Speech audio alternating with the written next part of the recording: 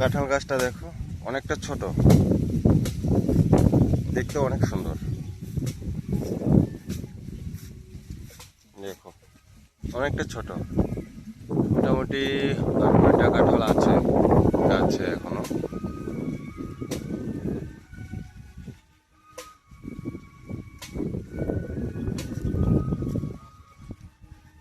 দেখতে ভালো লাগে অনেকটা, এত ছোট গাছে কাঁঠাল আসলে অনেকটা ভালো লাগে দেখে।